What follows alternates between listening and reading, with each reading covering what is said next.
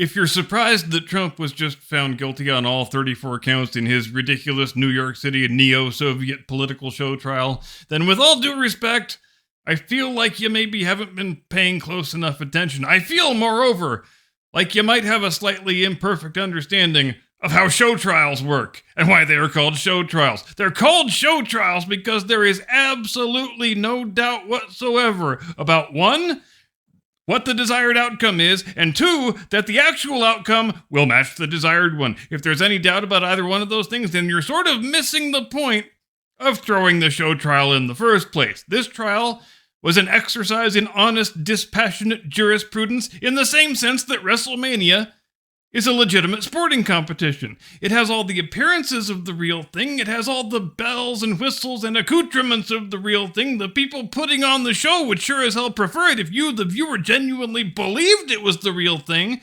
But if you don't, that's fine too. We don't need your suspension of disbelief. We just need you watching the damn show. It was Lavrenti Beria, founder of the NKVD, later executed by his own terror organization, much like our good friend Robespierre before him, who famously said, quote, "Show me the man and I will show you the crime." And that's all this was. Everybody knows that, especially the fake news performance artists on your television.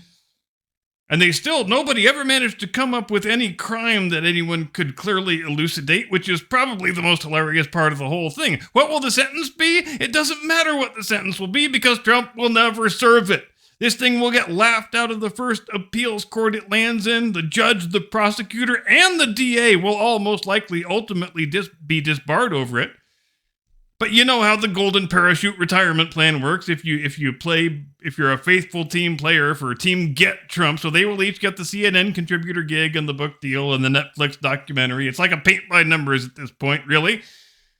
But they all knew that going in. There were two objectives in this trial, in addition to the all counts guilty verdict that was guaranteed beforehand. The first one is get Trump off the campaign trail and out of the swing states for as long as possible. And the second one is enable the Biden campaign to make a bunch of lame commercials where they say their opponent is a convicted felon.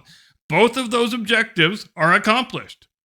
None of these people ever believed a guilty verdict would withstand an appeal, and none of them ever believed Trump would spend one moment wearing an orange jumpsuit. Now, the fact that the objectives are accomplished is one thing. They are, and that is inarguable. The show trial did exactly what the show trial was supposed to do, but the question of whether any of this is actually going to help Joe Biden politically, that is still very much an open one. And it would appear by all available indications that despite an all-hands-on-deck yeoman's effort by every crooked Democrat activist in the rotten New York judicial system, it really might not.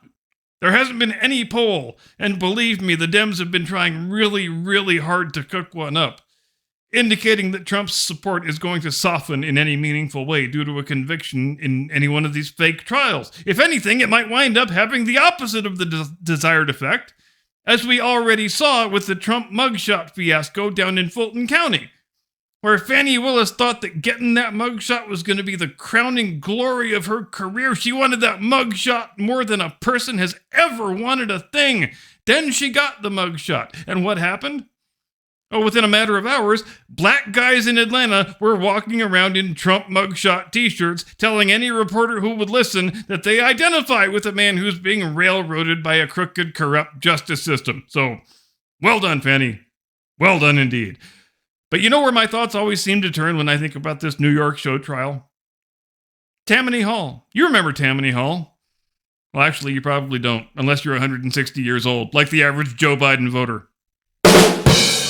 It was the New York City Democrat political machine that existed during the post-Civil War era, or the Gilded Age, or choose whichever term you prefer.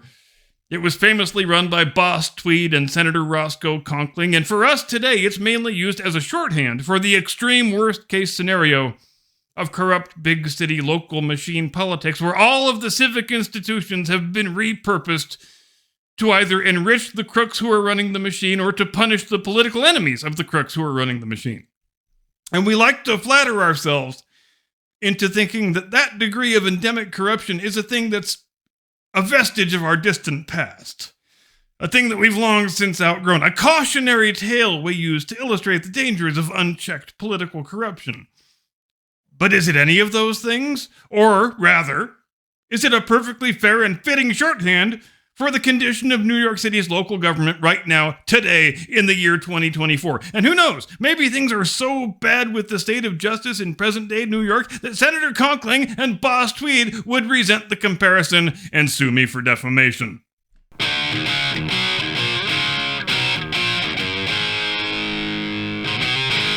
From high atop the battlements of Castle Curmudgeon, where I've decided against doing a diagram of a Suicide Squeeze play during tonight's baseball segment, as I don't want YouTube to ban me for promoting self-harm content. Good evening, Mr. and Mrs. America, and all ships at sea. Welcome to the program. I'm your eponymous host and humble servant. And without any ado at all, let's hop into the time-traveling DeLorean of our minds and take a trip back to Navin Field, Detroit, Michigan, Saturday, 16 September 1916. Second game of a doubleheader, bottom of the seventh, 1 out, nobody on. 29-year-old Detroit Tigers center fielder Tyrus Raymond Cobb of Royston, Georgia, ropes a double down the right field line off Cleveland Indians reliever Jim Bagby, and in doing so, right before promptly stealing third and coming in to score on a throwing error, passes Jesse Burkett to become Major League Baseball's all-time batting average leader at .366. He would play a further 12 years after that, so this was the exact midway point of his career, and he would retire after the 1928 season with that same figure of .366. I'm going to repeat that again because it bears repeating. Ty Cobb was such an absolute freak of nature that he hit .366 between age 18 and 29, then .366 again from age 30 to 42. You could cut him in half and make two players, and they would each have the highest batting average in history. How the hell do you do that? By being the GOAT, that's how. The G to the O to the A to the motherfucking T, y'all. 8 years later, Sunday, 28 September 1924, Sportsman Park in St. Louis. On the final day of the season, Cardinals second baseman Rogers Hornsby goes 1 for 2 with a double, a run scored, an RBI, and 2 walks against Cincinnati left-hander Rube Benton in a game the Reds would win by a score of 8-2. That performance raises Hornsby's batting average on the season to .424, which became and would remain the all-time record. And for many long years, 108 years for Cobb, just under 100 for Hornsby, those two marks were considered two of the most hallowed and unassailable records in all of baseball history. They are the two most prominent records that are associated with the statistic that traditionally has been the primary metric for hitting excellence. And look, yeah, I know the internet stat geeks all hate batting average now, but I don't care. They can go to hell. But still, even those ridiculous fools, just like anybody else with a more than casual interest in historical baseball stats, everybody knows the numbers .366 and .424 by heart. But as of the day before yesterday, each of those records has a new owner. And his name is Josh Gibson, who never played a single game in the major leagues. Why has this been done? Well, it's pretty simple, really. So this reporter sees no reason to beat around the bush all that much. Major League Baseball decided it doesn't want men like Ty Cobb and Rogers Hornsby to hold any of its prominent records. So for lack of a more elegant term, they have done what amounts to a woke blackwashing of the record book by retroactively elevating 7 of the old Negro leagues, which operated between 1920 and 1948 to Major League status. The most venerable and well-organized of which, the Negro National League and the Negro American League, operated for 16 and 12 years respectively.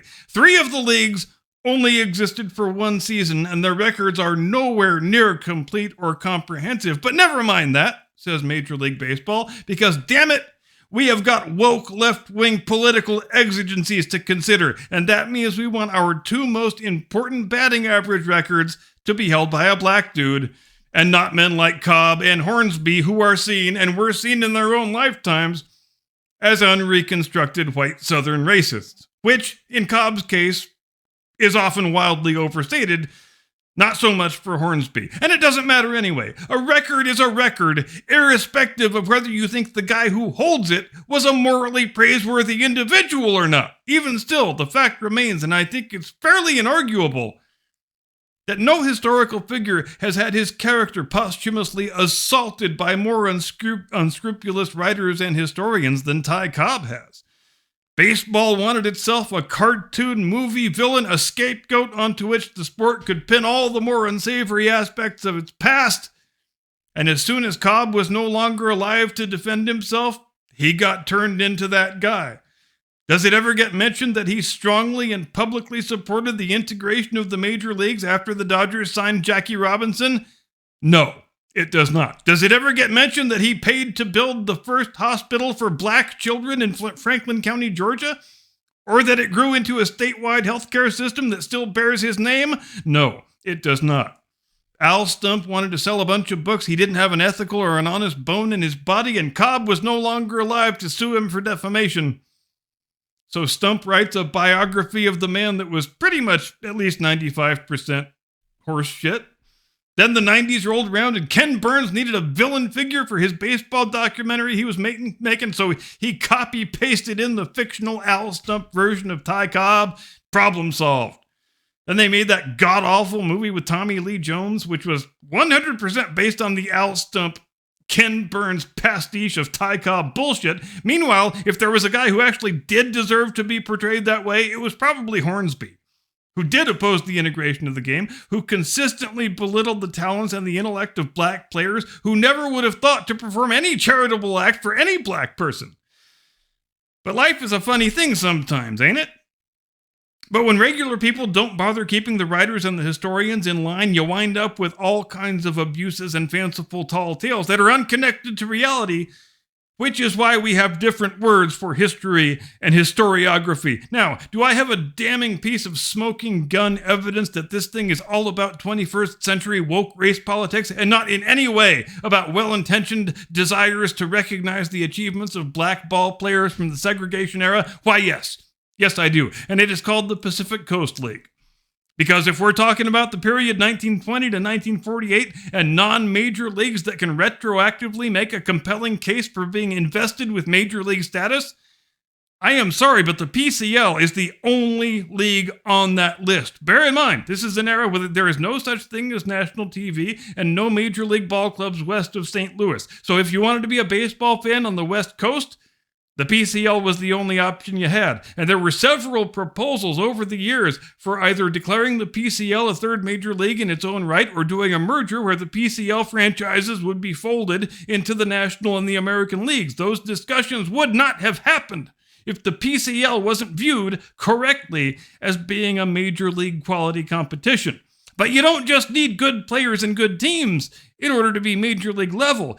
You also need good record keeping, good facilities, which the PCL had, and I'm sorry, the Negro Leagues did not. And it used to be well understood by everybody for a long time that you can't simply declare the Negro Leagues major league level and blast all those numbers into the official record book, because a lot of those numbers are not real. You can't declare a league major league when only one partial fragmentary box score or one newspaper summary is the only thing that's been committed to the historical record for many of those games. There is not even an agreed upon rule for which games should be categorized as regular season and which ones should be considered exhibitions. A lot of baseball's credibility arises out of the fact that there are meticulous, accurate records of all the games going back a very, very long time.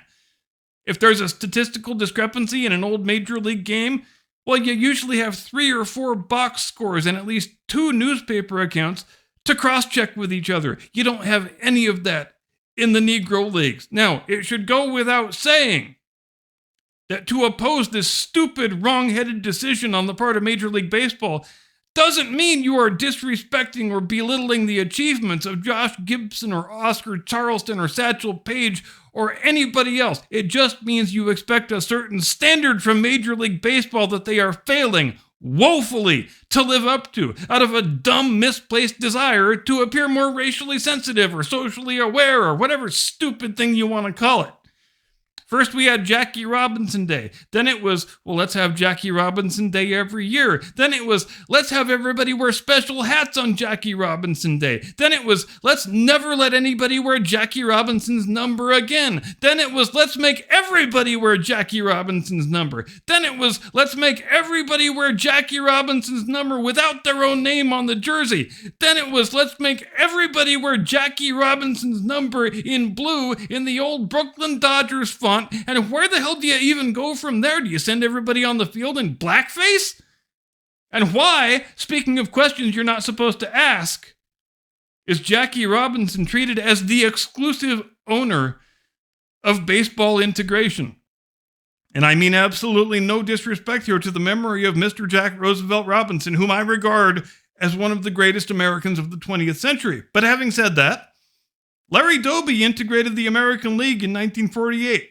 How often do you hear his name today? Don Newcombe and Roy Campanella arrived with the Dodgers 5 minutes after Robinson did, and they dealt with all the same stuff that he dealt with. How often do you hear their names today? If you're looking for a new virtue signal so you can shake your racially conscious tail feathers in everybody's face, instead of making a complete mockery of your own official record book by blasting a bunch of fake, unverifiable numbers into it, how about some renewed recognition for the early black pioneers in Major League Baseball who were not named Jackie Robinson? Furthermore, how does putting Josh Gibson in the MLB record book help anybody? The man has been in the Hall of Fame longer than I have been alive. His exploits, the ones that can actually be verified at any rate, are very well known. He's been in every best player ever conversation that I have heard since the start of this century. But this doesn't have anything to do with honoring Josh Gibson, does it? Or affording him his proper place in the annals of the game. It's more about what kind of person MLB wants owning its major records. Was Rogers Hornsby a nasty, terrible, redneck, racist son of a bitch who everybody pretty much hated? Yes, but he is also the owner of the highest single-season batting average in baseball history. Replacing his picture with Josh Gibson's picture and making the wildly implausible claim that Gibson batted .466 for the Homestead Grays in 1943 doesn't change that. Just like replacing Ty Cobb's picture with Gibson's picture doesn't change the fact that Cobb still owns the record for career batting average. All these stunts do is to make the men who run baseball in the year 2024 look like a bunch of damn silly douchebags who would rather score current-day political brownie points with the woke industrial complex than perform the solemn duty of honestly and effectively curating the history of the game, which is supposed to be their actual job, and that is profoundly freaking sad. That's it for me. See you Sunday. Blast Radius 8 Eastern, 5 Pacific. Until then, you have a great day and a pleasant tomorrow. Do not comply. Get off my lawn.